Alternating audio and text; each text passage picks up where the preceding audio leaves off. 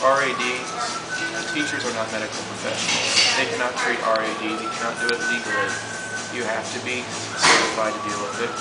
You can be a medical assistant and work with a doctor who specializes in RAD, like a psychiatrist or a psychologist, but you cannot do that. Rio Rancho does not have the legal medical capabilities to treat RAD, so why are they telling you they can't?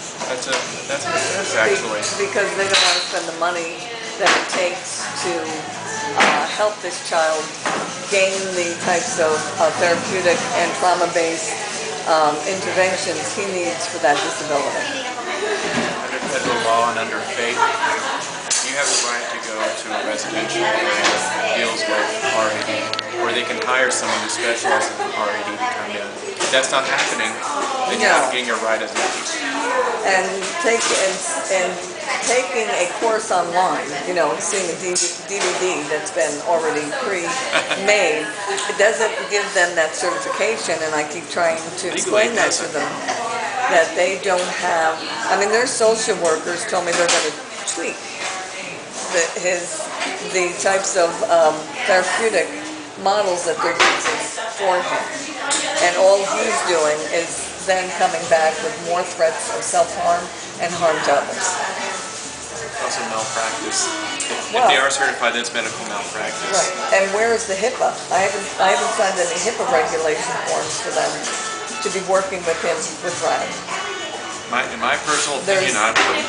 I won't, but they haven't asked me to, and there's confidentiality issues here, and those have not been addressed either. So how then do I, as a parent, get the school district, who has cash reserves, to utilize these funds in a way that will make a difference, not only for my child, but for the other children who are suffering? That's what we're forgetting here. These children are suffering, and they're suffering daily, and they're doing nothing about it. We need board members.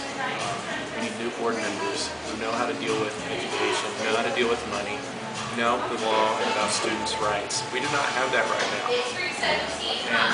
And everything that happens up in administration affects children in a very drastic way. Every tiny decision that's made.